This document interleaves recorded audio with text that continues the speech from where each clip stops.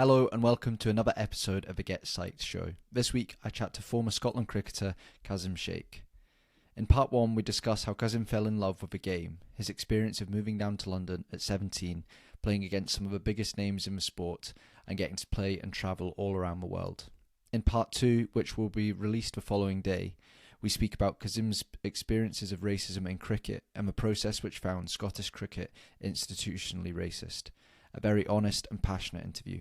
I hope you find it interesting and be sure to let me know what you think. Thanks. Hi Kazim, how are you? I'm good, George. I'm very well, thank you. Lovely to appear on your new platform and your new podcast. Looks really interesting. I've had a look at some of your stuff, so good for you, mate. Thank you, good stuff. We've got a brilliant episode lined up today. We're going to cover lots, but first, could you just give me a bit of a brief overview of who you are, I guess, what you've done in your career, and the things you've achieved as well?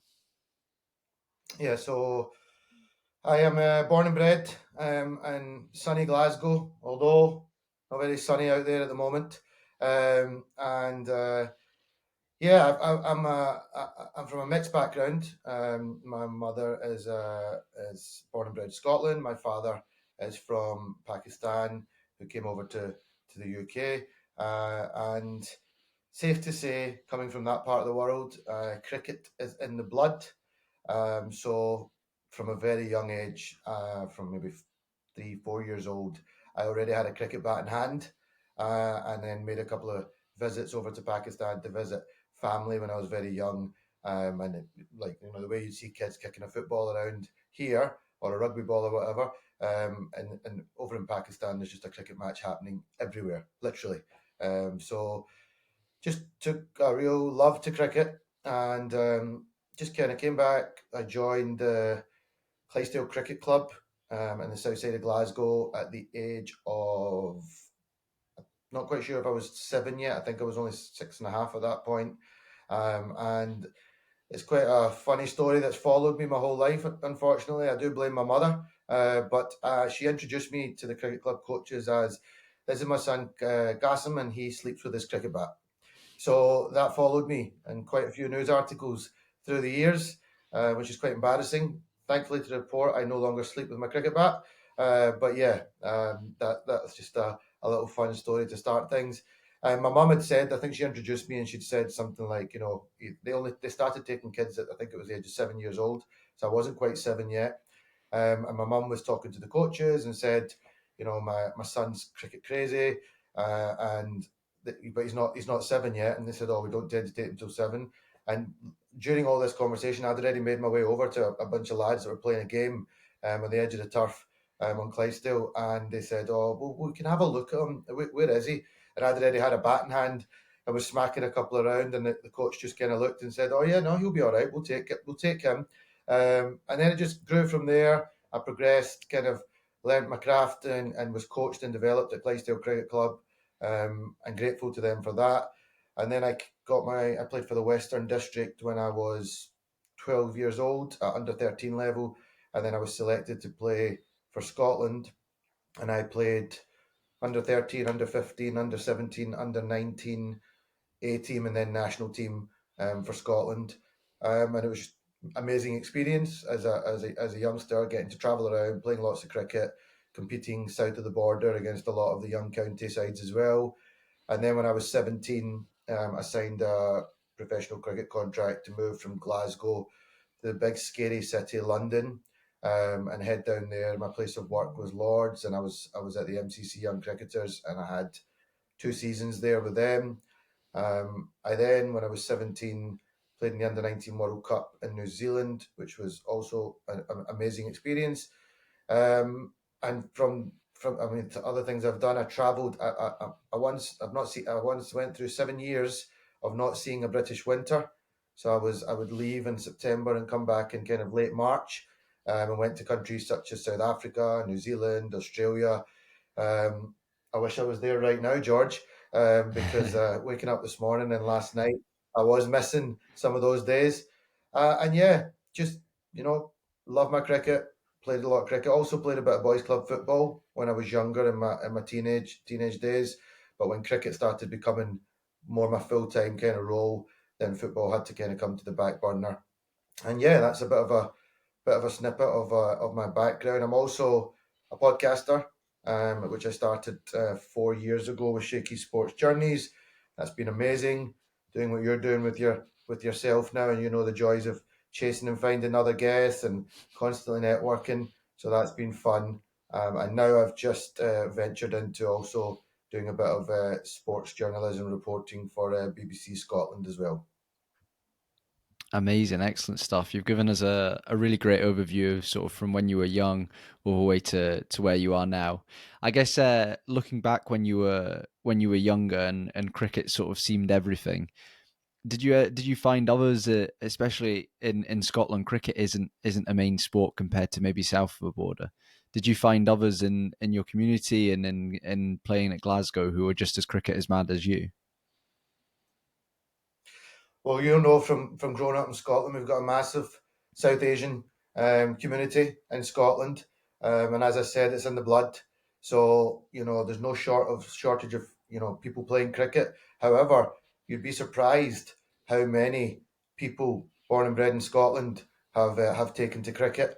Obviously, it's more of a private school kind of thing. You know, a lot of the public schools don't play cricket, um, but I mean, there's cricket clubs from top to bottom throughout Scotland. I think at one point they reckoned it was the second most played sport in Scotland, which would be a bit of a surprise to most people. You would normally just think football, rugby, and that's the main sports.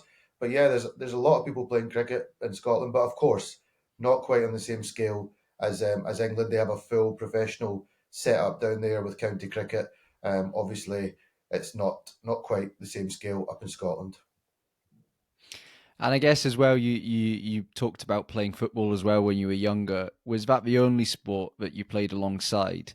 And did playing other sports, do you think, benefit your cricket, or were you just solely like, this is my focus, this is my love, this is all I want to do? Anything else is a distraction? Or did you find playing football, having that other space, being able to develop other skills helped you when it came back to cricket? I loved all sports. I loved badminton. I played quite a reason. I played for the school at badminton. Loved it. Probably found that it probably helped my cricket from a point of like hand-eye coordination and that front. Um, I was a decent 100-meter sprinter. Liked my athletics. Not so good in the long distance stuff, but you know I liked the short distance. Um, I literally tried everything. I know you play rugby, George. That wasn't for me. I didn't like getting bashed about. Played a bit of touch rugby. That was all right for me. But Yeah. yeah, I didn't really venture into the rougher stuff. My school didn't play rugby either, so I just didn't find myself really going into that space. Played a bit of hockey. Wasn't so good at hockey, but gave it a go. Enjoyed playing basketball. My dad put a basketball net up for me in the back garden, so I quite enjoyed playing a bit of basketball as well.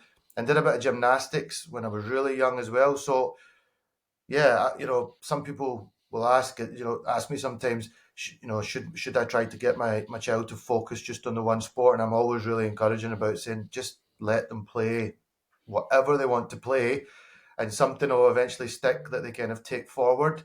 But yeah, no, I just loved all sports. Yeah, I like that. I think there's sort of been a bit of recent research showing that the later that young people are sort of focusing on one sport, are actually the better they're becoming at it. So keeping that wide base of trying and participating in lots of sports when you're young is showing to have benefits because you develop such a range of skills. So that's really good to hear, and just that passion for sports always been there. I think coming on to next is um, obviously you went through the age groups with Scotland and played at very high levels for your age for what you could do at that time. Scotland's not, especially the central bit, is not a very big place, and if you're playing west as well, stuff you're still within sort of a small network. Whereas when you mentioned about moving to London at 17, what was that change like? How did you cope with moving down from Glasgow, which is quite different to London in many ways? How did you deal with that change? Yeah, I don't think you can prepare really at the age of 17 and really know what that transition is going to be like. You're right. Glasgow compared to London. London probably has so many parts to it that are probably bigger than Glasgow. And when you look at the whole scale of London, it's huge. I mean, I'm sure you've been down and spent some time in the undergrounds and whatnot, and it's mayhem. So when I first got there, I was like, oh my god, I was used to getting the bus, getting the train from Mount Florida into Central Station, 2 stops, and that was about the most travel public Yeah. transport that I did, or getting maybe the 66 bus from Battlefield Road up to Williamwood High School when I was in high school, and that these were just short 10-15 minute distances.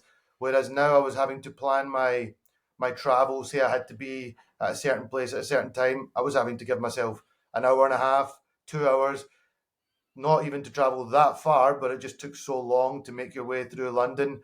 Um, it was an eye opener. It was quite daunting, to be honest, at first. Thankfully, I had some teammates a little bit older than me who, have gone on. Some of them, have went on to be the likes of Darren Sammy, who went on to captain the West Indies, and as a captain, and won 2 T20 World Cups as a leader. He was in that squad. Ross Taylor, that played for New Zealand, and also captain New Zealand, was at the MCC at that point as well. These kind of guys kind of really not quite took me under their wing, but kind of just gave me some pointers and some advice on how to go about things there. But at the same time, my place of work was Lords. I would go to Lords every morning, and for any young cricketer, the stuff dreams are made of. You're arriving at Lords, the England captain's just walking past you, preparing for a press conference.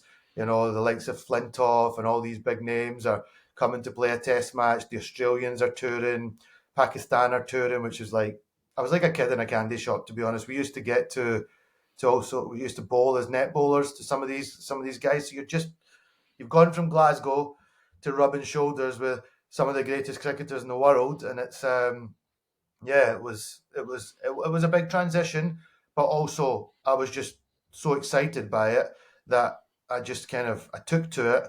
But homesickness was a big change after being away for a month or so.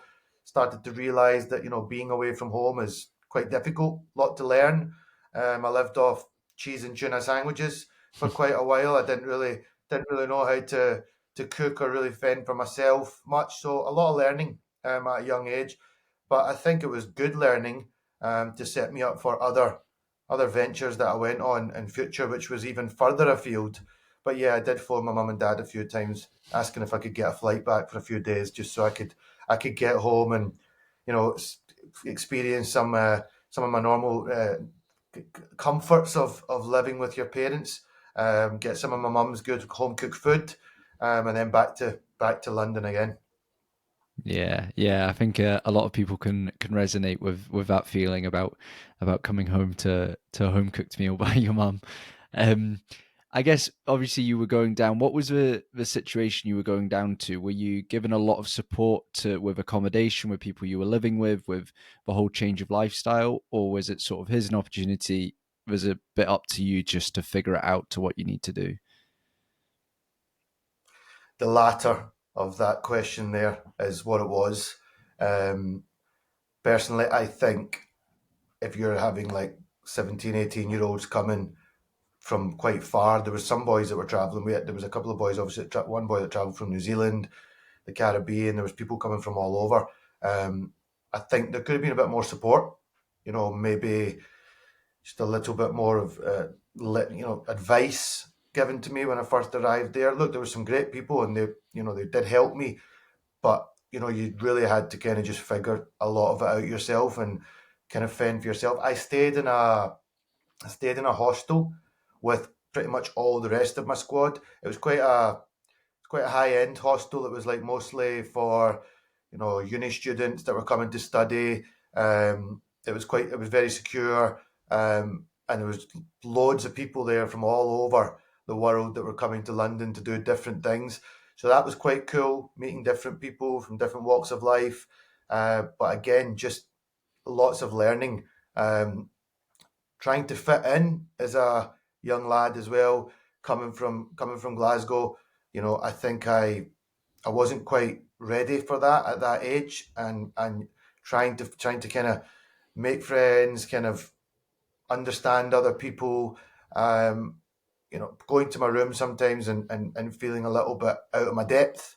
And I think there was maybe scope there to have had a little bit more support. But it was character building as well, and I learned in time. But yeah, as I said at the top of when I first initially went there, it was quite daunting, the whole experience of being away, and all of a sudden, I hadn't never moved out before, so I'd moved straight from being in mum and dad's house. Um, yeah, it was a lot of learning to go through. But after 3 or 4 months, I started to kind of find my feet down there. Yeah, and I guess that's natural as well for such a change of environment, and as you said, to be going to Lords for your work. For I guess people that maybe don't know so much about cricket, you could compare it to something like, I know it's Old Trafford in cricket as well, but Old Trafford in football, or a Wembley, or a Twickenham in rugby, or a Murrayfield, things like that. One of the places that people think of when they think of cricket. Um, but yeah, Well, obviously you, they call it the home of cricket, obviously. So that's how prestige a place we're talking here. I mean, worldwide, Lords is a notorious place, and it is known as home of cricket. So yeah, gives you an idea of what kind of place it is. yeah, there you go, exactly. And obviously it's natural that things take time, especially when you've moved to a different place. Did that have an impact on your ability to train and play, that you were maybe thinking about, or you didn't feel secure in where you were, or you were still adapting to it? Did that ever affect how you played your cricket, or was it once you're on a cricket pitch, it was just like that was your space, that was your happy zone, and that just everything just clicked? I was quite lucky, George, because my first game, I remember it like it was yesterday. We played against, so it was MCC Young Cricketers against a Middlesex kind of select team, because Middlesex is the county that plays at Lords. That's their home ground. And so got ready in the morning, going for my first game, quite welcoming. Some were quite, who's this guy? We've got a Scottish guy to Scotland. You get that kind of. You also get a bit of that pushback when you go down south. It's a bit of the arrogance of looking down the nose at us Scottish and saying that we maybe don't belong at that level. So you really have to prove yourself. And my coach was a great coach, a great man called Clive Radley, who was one of these really kind of old school hard nosed kind of coaches, and was a great player in his own time as well. And we arrived at the ground. I'm still trying to kind of get a feel for the place and trying to kind of fit in with my teammates. Some are not being as welcoming, so it was quite a lot to take in. And we played against a very strong Middlesex team. I'm sure you've heard of Phil Tufnell. Mm-hmm. He does a lot of TV now. Question of Played sport, for yeah. England. He was coming to the back. Yeah, that's right. You're correct. He was coming to the end of his cricket career at that point. But I'm walking into the ground and he's getting out his car. And I'm like, oh my god, that's Phil Tufnell. I've been watching him on TV since I was a kid. They had the likes of O.S. Shah, who played for England, amazing player, as well as Ed Joyce, who played for England and Ireland. So I'm walking in, and I'm thinking the voices are starting to come in the head. Am I out of my depth here? Can I handle this? Although safe to say that I fancied myself a little bit at 17 years old. I wasn't shy of confidence as a cricketer, but this was really now the time to see, can I compete at this level? And we picked 12 players for the game, so obviously only 11 players go on the pitch. So my coach said to me, we were bowling first, and he said, "You're going to go and score the first innings." So I was going sent to dismissed to the score box. You're going to score for 50 overs, and didn't say anything else to me. Just sent me to the score box.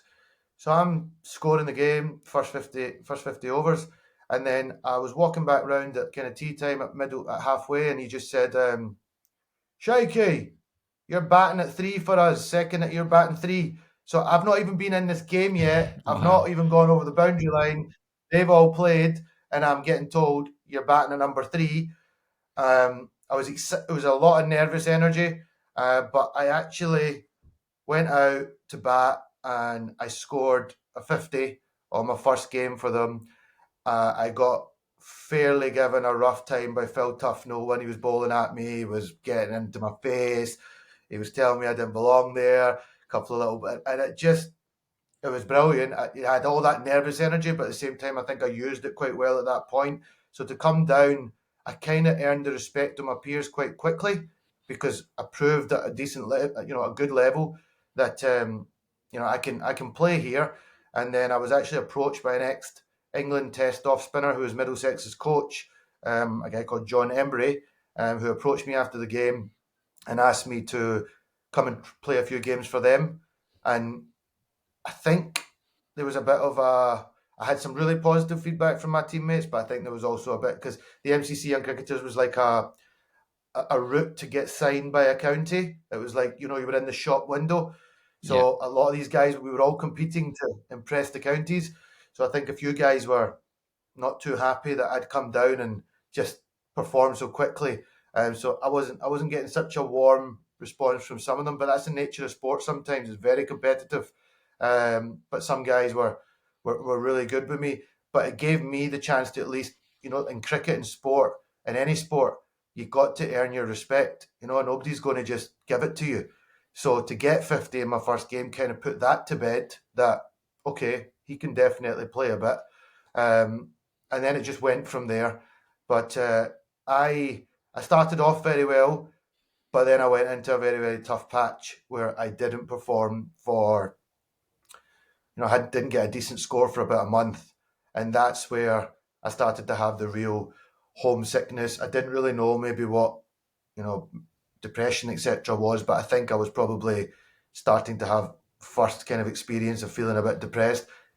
Spending a lot of time in my room, and maybe not look. Maybe it could have been I kind of was shying away a little bit. I wanted to go. I felt like I wanted to go home sometimes, and then when you're having to face up and still turn up to train under that high pressure environment, it was a lot of pressure at a young age.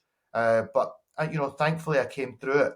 But yeah, it's not easy to go into that environment for any youngster, any sport.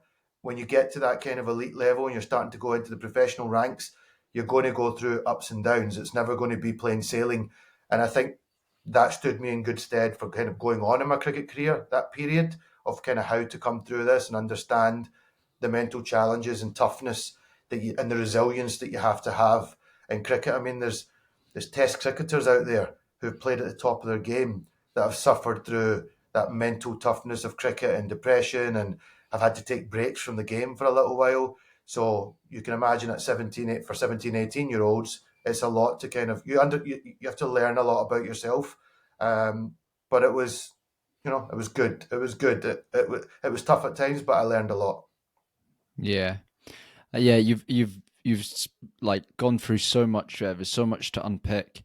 I think when you talk about sort of the mental side of cricket, because it's maybe not so much of a physical game as other sports, but you're playing for hours on end. It's such a mental game where you've got to stay focused. You've got to stay concentrated for such a long period of time. Obviously, you sort of talked about this dip that you went into, and I guess when as you describe the MCC is you're a team of young people that are all wanting to get signed. So as well as being a team, you're almost competing against each other. So that sort of idea of team togetherness might not be the same as if you're all competing to win a title.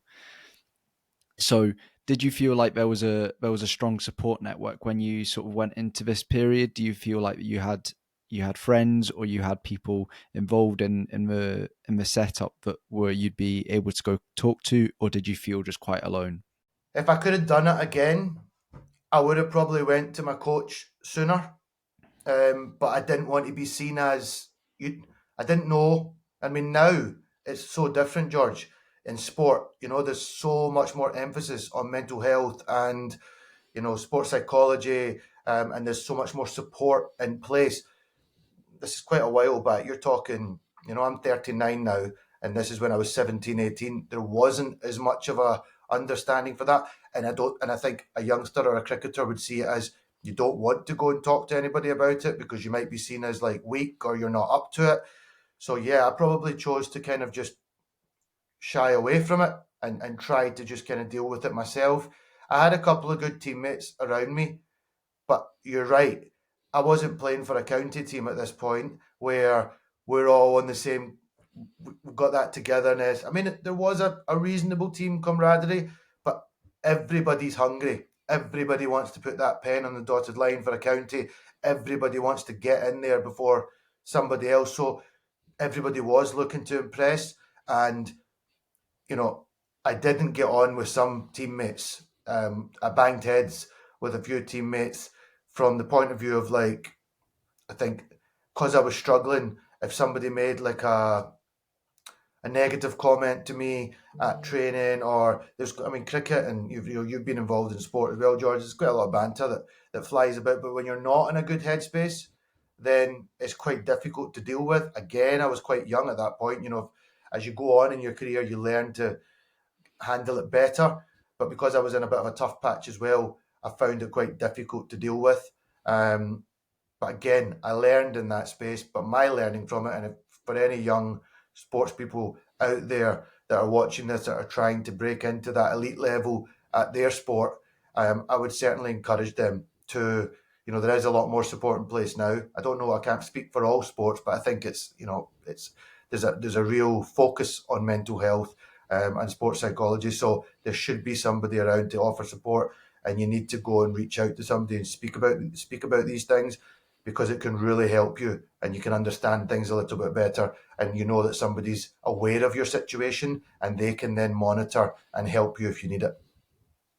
Yeah, very well spoken. Yeah, I think it's true, and I think it's maybe sort of a societal view is changing as well. So it's not just to do with sport; it's about the whole thing, and often, sport, if that's someone's way of spending their spare time, their weekend, that if you can see a difference in your performance in sport, maybe that's a way of spotting that something's not quite up with someone, or they're struggling a wee bit. So yeah, from professional down to grassroots, I think it's really important that we're just talking about how we're feeling.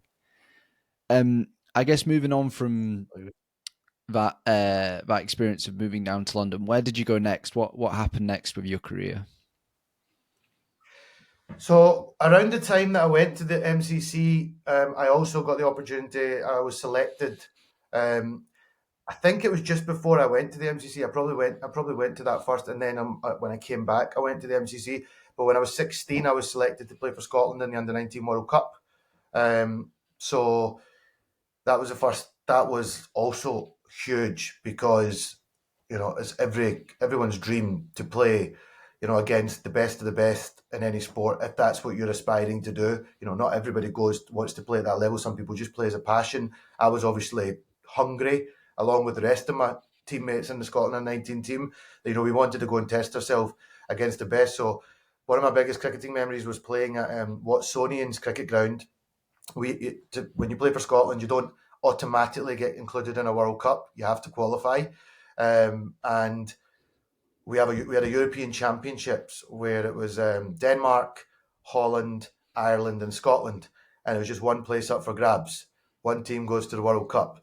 So us in Ireland, both beat Denmark and Holland in our first two games, and it all came to a crunch game at Watsonians, where winner takes all. A place to get in a plane to go to New Zealand next year to play in the Under-19 World Cup. It was a thriller. It was an absolute thriller. We bowled first. I think we got them out for about 225, which was very chaseable. We started very well in the chase, always going to plan, and we had a massive collapse in the middle. And I found myself at the crease with ex-Scotland captain Kyle Coetzer, and he was also very young. Both of us were like kind of really the two youngsters of the team. Kyle was maybe had turned 17 at that point, or was maybe still 16. So you've got two young lads at the crease. There's still quite a few runs to get, maybe 90 runs, 100 runs still to get, against a very vocal Irish team who were letting us know that the pressure's high here. And it's probably one of the most amazing moments that I'll never forget. I left the field not out that day, and we won off the last ball of the match. And there was like a pitch invasion from all the teammates, and we beat Ireland to qualify for the Under-19 World Cup. And you're talking about an Ireland team that I think at least one of their youngsters who was the same age as me went on to captain Ireland in World Cups, 2 World Cups. You had the O'Brien brothers, you had the John Mooney's of the world, who all went on. These guys played against England in the World Cup when Ireland beat England in the Senior World Cup. So it just gives you an idea of how strong a team they were. So that was amazing. Got on the plane to go to New Zealand. My mum travelled out all the way to New Zealand to watch me, as well as a lot of my other teammates, parents. I did not enjoy the travel. I don't think you can go further away in the world than New Zealand. We had to travel we went through in transit through LA, we through Singapore, we were in transit in Singapore. Eventually, we actually went to Australia first, Tasmania, and we had like a week training camp there, Yeah. had a couple of matches there, and then we travelled over. Our group was in a lovely wee kind of spot called Dunedin Yeah. in New Yeah. Zealand. You probably know it. We actually our games were played at the rugby stadium. Yeah. They Yeah. kind of change it into a cricket ground at some point, so it's quite a weird shape for a cricket ground. It's really long, but it's really small width. And we were in the same group as the West Indies, Australia, and Kenya. So safe to say, quite a tough group. Yep. And safe to say, by game one, yeah, very tough, very tough. Safe to say, by game one, we were in we got thumped for about 400 runs against West Indies, and then we tried to chase, and we didn't get that many. I top scored with, I think I got 38 in that match, and I actually played against Darren Sammy, who ended up, I didn't know, had just signed for the MCC Young Cricketers. He didn't know I just signed for the MCC Young Cricketers. And then it was weird when I turned up at the MCC and I was like, all right, mate, I know you.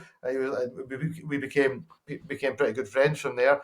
But yeah, it was an eye opener. We got absolutely thumped in that first match, and it was kind of like, okay, this is what this is all about. We then played Kenya in a rain reduced match that we won. So it was quite a good game, but we got over the line, and then we played against the might of Australia, and we actually had Australia. We bowled first against Australia, and we actually had Australia in a bit of trouble early on. But their captain at the time, who also went on to be a great player for Australia, Cameron White, decided to score 150 and kind of blew us out the game.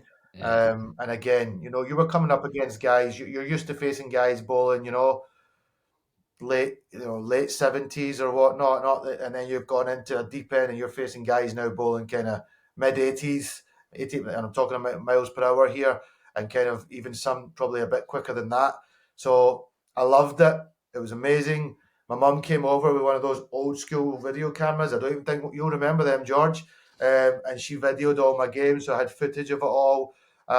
Took it a bit for granted back then. My mum, what she did for me was quite amazing, to travel that distance. The support, I mean, I've not mentioned that, but if it wasn't for my parents, I wouldn't have got half of these opportunities or done half of what I've done in cricket.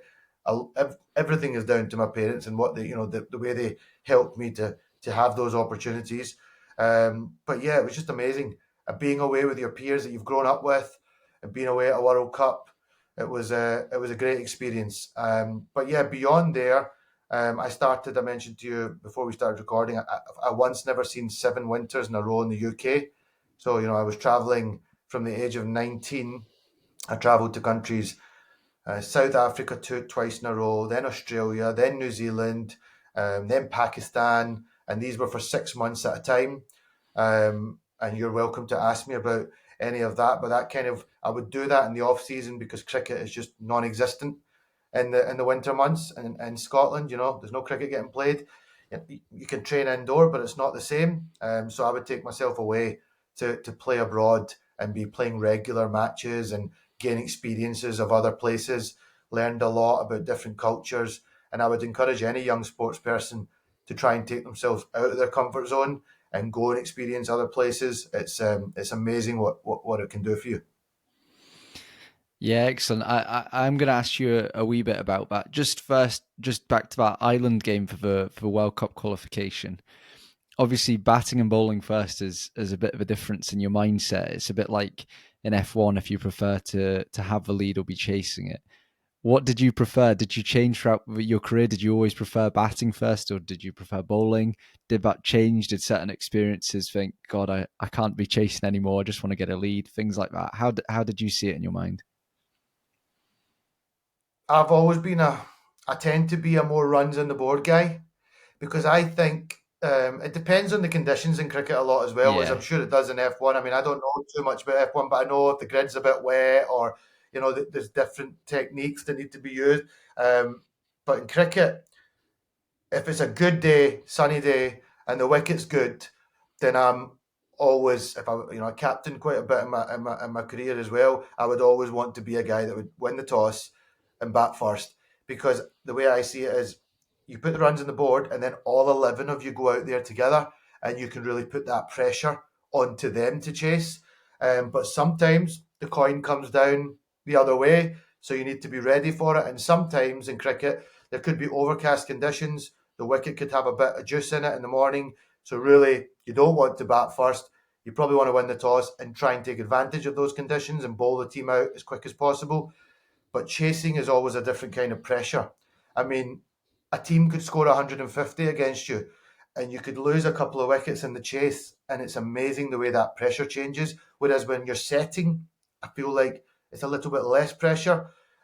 Something about runs on the board that just starts to bring a little bit added pressure. And then the other team, as they get a few wickets, they'll get more vocal, they'll get in your face, you're going into bat, you just start to feel a different type of pressure.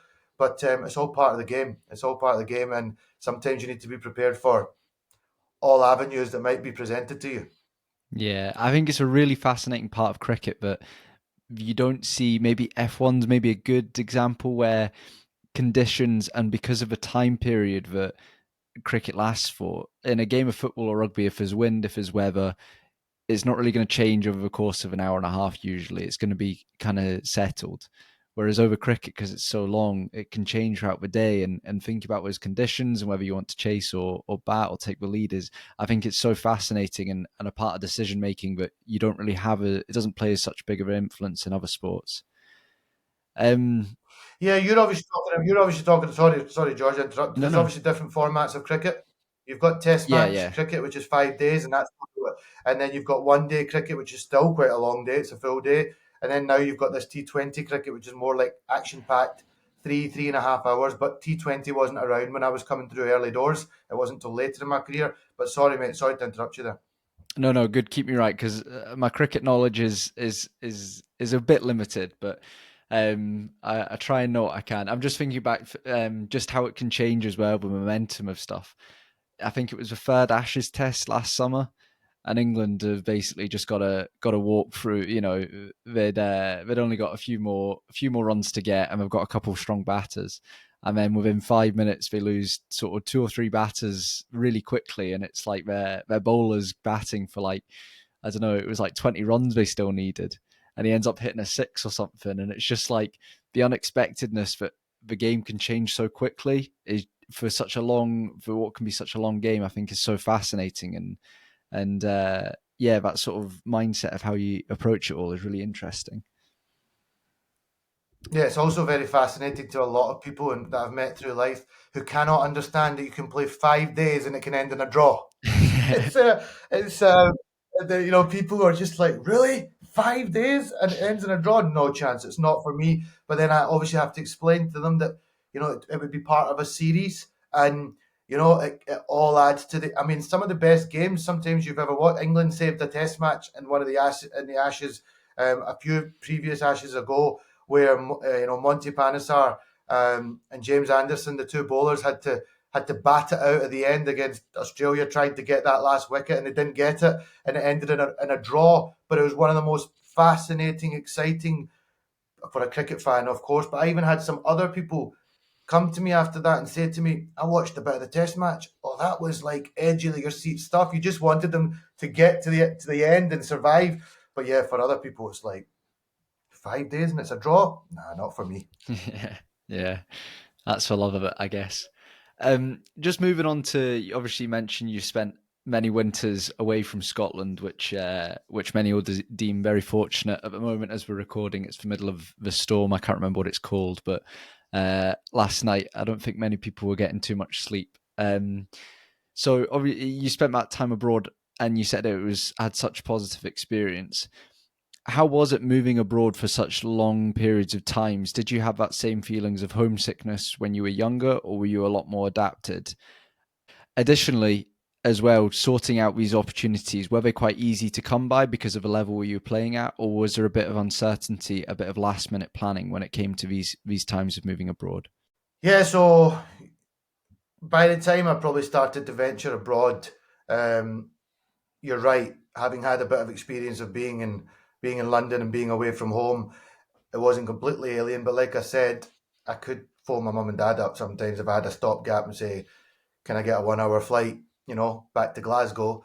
But when you go to countries like South Africa, Australia, and New Zealand, that's not going to happen. So once you were away, you were away. It was difficult in countries like Australia and New Zealand because such a massive time difference as well. It was hard to keep relate, and this is prior to WhatsApp and all these other. I smartphones were non-existent. I maintained a relationship mostly with people through email. There was no Facebook. There was no Instagram. There was something called Bebo. You will not know what Bebo is, George. If you do, I'll be shocked. It was a kind of one of the first platforms to come about. I would hate to look back and see some of my Bebo messages and statuses that I posted when I was 17 or 18 and 19. It would be cringe, but that was the only way I kind of maintained a bit of relations. And I would have to arrange phone calls with my mum or dad at like late at night for them, early morning for me. It was a lot of. I mean, now it would be a bit different for people if they went away. They're still going to miss people and they'd still be homesick. There's so many ways to keep in touch now. I mean, you can have a Zoom call. You can do lots of different things that could make it easier to keep in touch. But yeah, it was still difficult. 6 months is a long time. The excitement of getting to these countries was amazing. You've gone to this new place. The heat took a bit of getting used to coming from Glasgow, and a lot of the time I would go away with somebody else. So actually, when I went to South Africa when I was really young, I went away with Kyle Kutzer, and we roomed together. And then after that, I went to Australia with now the current Scotland captain Richie Berrington, and we roomed together. And we kind of had each other to kind of get through those periods, but it was tough at times. After a couple of months, you would be feeling like there's still 3 months to go. As amazing as this is, I wouldn't mind seeing my family or some of my friends. But at the same time, you knew what you were there for. You were there for a purpose, and you got yourself through it. But yeah, there were some days where you're probably feeling a little bit down and just thinking, yeah, I wouldn't mind going home, wouldn't mind some of my mum's home cooked food or whatever it may be. And in regards to the opportunities, sometimes it was just kind of through network that somebody might have a contact over in Australia or New Zealand, and they might just put, I know of somebody that's looking for a player, or it might be an agent who is working on it, who would kind of present some opportunities to you that might be of interest to you. And then you would just go from there. When I went to Australia, I went on a scholarship at one point, and that was kind of just funded. But the other thing was I wasn't making much money. I wasn't, this was early stages. I wasn't playing at professional level yet. Eventually, I went to Pakistan and played it as a professional level. But this was more about continuing to develop my game. So again, I thank my parents who helped me a lot. I did quite a bit of coaching when I was out there to kind of just get me by and give me some sort of food expenditure just to keep me going. But yeah, bank of dad and mum was called upon a few times, and again, very grateful to them for that support.